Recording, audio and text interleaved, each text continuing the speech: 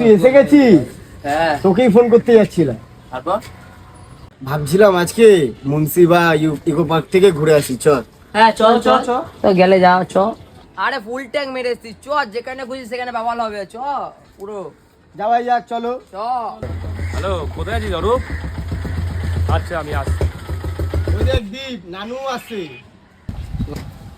দেখ ও এখন আসবে, আসার পর তোর কাছে একটা টিকিট চাইবে, কারো না কারোর কাছে তো গাড়ি চাইবে। আমার কথাটা কি মিলিটা দেখি।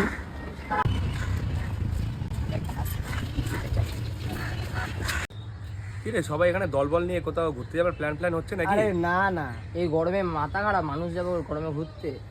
ঠিক আছে, আর কি বলবো। একটা সিগারেট খাবি ভাই? নে একটাই আছে, খা।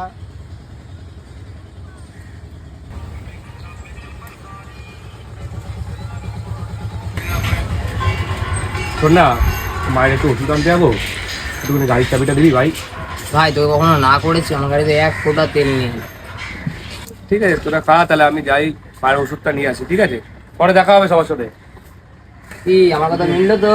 কি বলেছিলাম? হ্যাঁ হ্যাঁ হ্যাঁ হ্যাঁ। ঠিক। এত টাকা কামায় না, একটা সিগারেট কিনে খায় না একটা গাড়ি কেনে, কি করে সব টাকা ঘরে নিয়ে চলে যায়। এটাই তো আমরাই দিয়েছি, এটা কি করে যাবে? হ্যাঁ, হয়তো আজকে আমার কাছে গাড়ি থাকলে এত কথা শুনতে হতো না, বা একটুখানি যদি খরচা করতাম বন্ধু বান্ধবের ওপর।